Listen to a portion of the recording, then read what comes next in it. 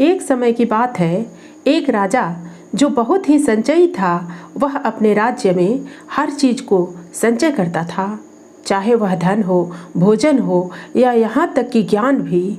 एक दिन एक ऋषि राजा के दरबार में आया और कहा, राजा, तुम्हारा संचय तुम्हारी बहुत बड़ी कमजोरी है। राजा ने पूछा, क्यों? ऋषि ने कहा, संचय से तुम्हारे पास तो बहुत कुछ होगा, लेकिन तुम्हारे लोगों के पास कुछ नहीं होगा।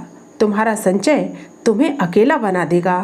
राजा ऋषि की बात माने और अपने संचय को छोड़ दिया। उसने अपने राज्य में धन और संसाधनों को बांट दिया और लोगों को खुश और समृद्ध बना दिया। राजा ने सीखा कि संचय नहीं करना ही सच्ची समृद्धि है। नमस्कार मित्रों, आज आपके लिए संचय के ऊपर एक बहुत ही सुंदर कहानी लेकर उपस्थित है। आज की कहानी है अमरूद का पेड़। मित्रों, जैसे महाजन अपने बढ़ते धन को देखकर खुश होता है, किसान अपने लहलहाते खेतों को देखकर खुश होता है, माता अपने प्रिय पुत्र को देखकर खुश होती है, वैसे ही नवीन जी अपने घर के आंगन में लगे अमरूद के पेड़ को देखकर खुश होते थे। न जाने उन्हें इस पेड़ से क्यों लगाव हो गया था।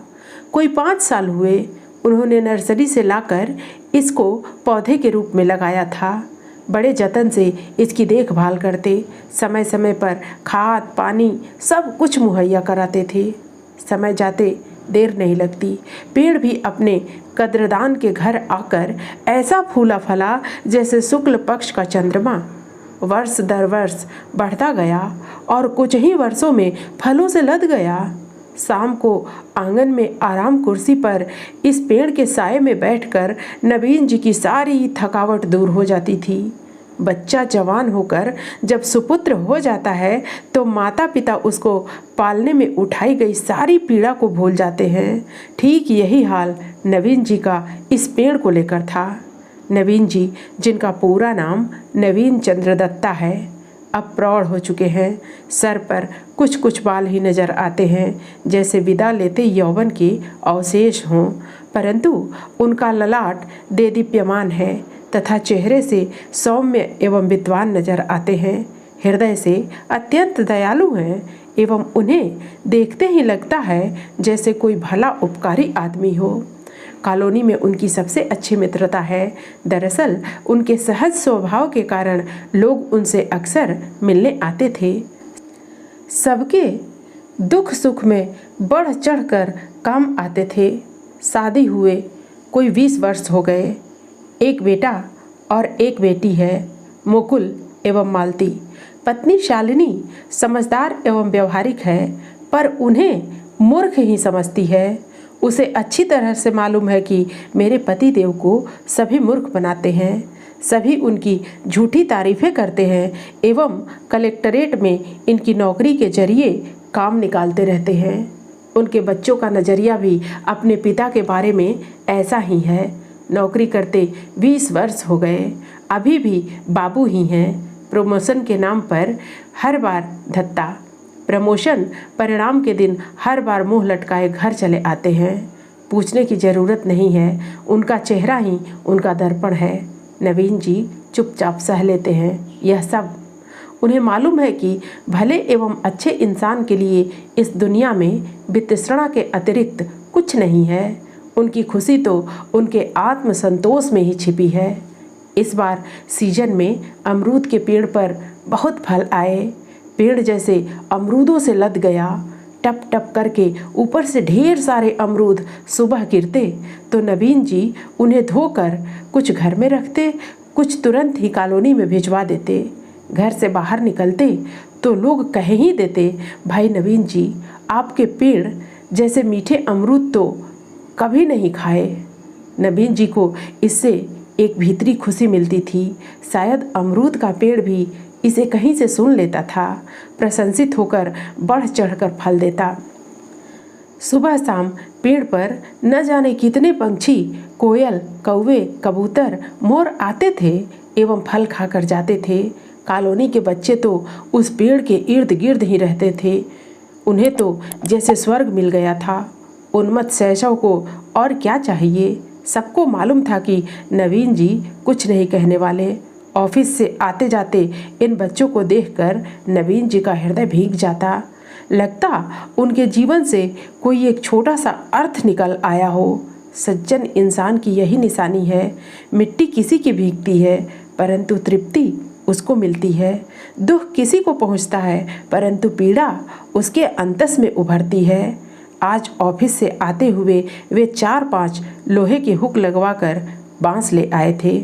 घर आते ही पत्नी बच्चों ने टोका, ये क्या कर रहे हैं आप? क्या आपको मालूम है इससे हमें कितनी तकलीफ होती है? सारे दिन बच्चे मुंडेर पर बैठे रहते हैं, पक्षी अधपके फल गिराते रहते हैं, सफाई कर कर के हम थक जाते हैं और आप यह बांस भी ले आए? कुछ और भी कसर रह गई थी? बड़े सहज भाव से नवीन जी ने कहा, भाग्यवान बच्चों को बहुत तकलीफ होती है। अभी कल ही पड़ोसी गिरीश जी के बच्चे अमरूद तोड़ते हुए गिर गए थे। मैंने सोचा बांस छप्पर पर रख दूं तो बच्चे छप्पर से लेकर बांस से अमरूद तोड़ लेंगे। एमए फर्स्ट क्लास पत्नी ने सर पीट लिया। मन ही मन कूढ़ी और खींच कर रह गई। एक यही बेवकूफ़ मिला था जगत में मेरे लिए। लेकिन नवीन जी चुप। अमरूद का पेड़ भी उनके साथ चुप खड़ा था, मानो कह रहा था कि संसार के मूर्खों में तुम अकेले नहीं हो, लेकिन दोनों दाता होने का सुख जानते थे। धरती जैसे धन धान्य से भरकर सब कुछ अपने संतानों को दे देती है, वैसे ही विसर्जन के सार गर्भित सुख से नवीन जी मालामाल थे। इस बार तो सीजन में इतने फल आए कि कॉलोनी के लोग तो क्या पक्षी भी निहाल हो गए। यहाँ तक कि गाय बकरियाँ भी अधपके फलों को खाने के लिए आने लगीं।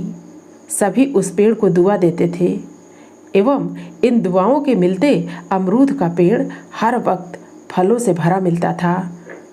कल्प वृक्ष हो गया था पेड़। उपकारी व्यक्ति की संपत्ति जैसे कभी खाली नहीं होती, वैसी ही हालत पेड़ की थी। प्रकृति का यह गूढ़ रहस्य नवीन जी के साथ साथ पेड़ को भी समझ में आ गया था। शायद किसी की दुआ नवीन जी को भी लग गई। इस साल उनका बरसों से रुका प्रमोशन हो गया। अब वे अपने महकमे में अधिकारी हो गए।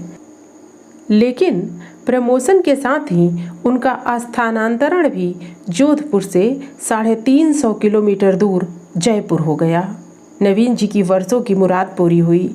बुढ़ापे में उन्हें बाबूजी सुनना बहुत बुरा लगता था। सोचा कम से कम बच्चों की शादी में तो कह पाऊंगा कि मैं सरकार में अफसर हूँ। अफसर आखिर अफसर ही होता है। बाबू को तो सब्जी वाला भी सलाम नहीं करता। पैसा ही सब कुछ थोड़े ही है, इज्जत भी तो कुछ चीज़ है। इंसान की मन स्थिति के अनुकूल ही उसके विचार बन जाते हैं। चूँकि दूसरी जगह तुरंत रिपोर्ट करना था, अतः आनन फानन में ही सामान पैक हो गया। उन्होंने मकान मालिक का हिसाब कर उन्हें चाबी पकड़ा दी। कहा हम सभी कल यहाँ से चले जाएंगे। नई जगह की नई तकलीफ़ें नवीन जी के जेहन में घूमने लगी थीं। रात बराबर सो भी नहीं पाए। सुबह सूर्य जल्दी ही उग आया था। शायद उन्हें भी नवीन जी को विदाई देनी थी। अच्छे दिनों में समय जाते देर नहीं लगती। आंगन में हल्का सुनहरा प्रकाश बिखरने लगा था। अमरूद का पेड़ आंगन में यथावत खड़ा था। पत्तियों पर ओस की बूंदें सुहावनी लग रही थीं। नवीन जी ने एक एक कर सारा सामान बाहर भिजवाया एवं घर खाली होने पर आंगन में आए। अब तक बच्चे एवं पत्नी भी बाहर जा चुकी थी। नई सरकारी गाड़ी में बैठने की सबको जल्दी थी। अमरूद का पेड़ जैसे उन्हें विदाई देने को खड़ा था, मूक और प्रगल्भ। उसे देखते ही भाव विभोर हो गए। कस कर पकड़ लिया उसे और फफक कर रो पड़े। इस शहर को छोड़ते हुए उन्हें सर्वाधिक दुख इस पेड़ को छोड़ने का हो रहा था, मानो कोई भाई से भाई बिछुड़ रहा हो। संभल कर उन्होंने उस पर प्यार से हाथ फेरा, जैसे उसे समझा रहे हों कि इस जीवन में कौन हमेशा साथ रहा है। हर रिश्ते की एक उम्र होती है, शायद तुम्हारा मेरा इतना ही साथ हो। नवीन जी शायद वहीं खड़े रहते, पर बाहर से बिटिया की आवाज़ सुनकर चौंके। पापा, कॉलोनी के लोग और बच्चे आपका बाहर इंतज़ार कर रहे हैं। नवीन जी बाहर आए और आश्चर्यचकित रह गए। कॉलोनी के सभी लोगों ने उन्हें फूलों से लाद दिया। बच्चे बूढ़े सभी उन्हें बाहर सरकारी गाड़ी तक छोड़ने आए। गाड़ी में बैठते बैठते भी वे अमरूद का पेड़ देखना न भूले। शायद कह रहे हों, मित्र फिर मिलेंगे। समय कितना जल्दी बीत जाता है, पता ही नहीं चलता। नए काम की आपाधापी एवं जिम्मेदारी में नवीन जी को पता ही नहीं चला कि जोधपुर छोड़े 2 वर्ष हो गए। इन्हीं दिनों ऑफिस के काम से कोर्ट की एक पेशी के सिलसिले में उन्हें जोधपुर जाना पड़ा। जोधपुर सुबह पहुंचकर उन्होंने सोचा पहले कोर्ट का ही काम कर लिया जाए। होटल से तैयार होकर वे सीधा कोर्ट पहुंचे। पेशी से वापस आते आते उन्हें 2 बज गए। सीधे होटल पहुंचकर कमरा खाली किया एवं गाड़ी में नीचे आकर बैठ गए। ड्राइवर उनका इंतजार ही कर रहा था। गाड़ी में बैठते बैठते उन्हें पुराने घर की याद हो आई। पुरानी स्मृतियाँ कुरेदने लगीं। कॉलोनी रास्ते में ही थी। सोचा लगे हाथों सभी से मिल लें। पुरानी यादें ताज़ा हो आईं। अमरूद का पेड़ देखने को उनका अंतस तड़प उठा।